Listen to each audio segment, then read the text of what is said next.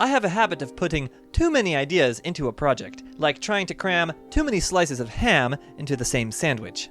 I wanted my game, The Summoning Stone, to have a complex system of combat and a complex system of morality. But since it's a 2D game, I decided it would be better if it had simple combat. The focus will be morality, actions, and choices with consequences. Choose who you want to be. Will you take a cookie when no one is looking? Will you bake cookies for orphans?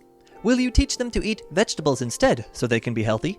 Will you invest in Amazon in the early 2000s and cash out big in the 2020s to afford organic produce for those orphans? Or will you, like Technoblade, stab them for coins? Navigate a world with competing claims to truth. The king is good.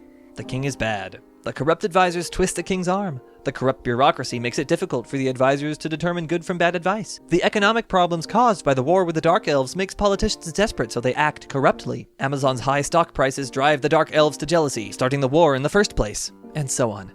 Will the postmodernists survive a world with so many competing claims to truth? Or perhaps they'll thrive in a world of seeming contradiction. Maybe that would be a good name for the game. A world of contradiction. Or maybe The Search for Truth. Or, well, you get the idea. My brother played the game and told me the controls are weird. Jump should be spacebar, not W. I asked him what the attack button would be, if not spacebar. He said it could be left or right click. I asked him what the targeting buttons would be, if not left and right click. He said, "It will take some getting used to."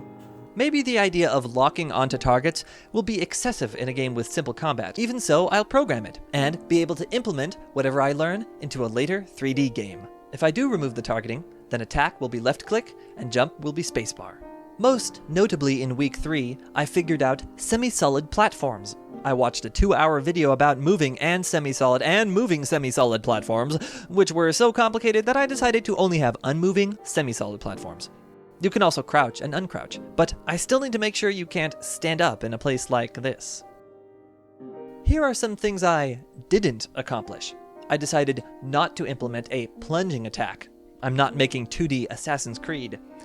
Likewise, I decided not to include a rolling mechanic. I'm not making 2D Dark Souls either.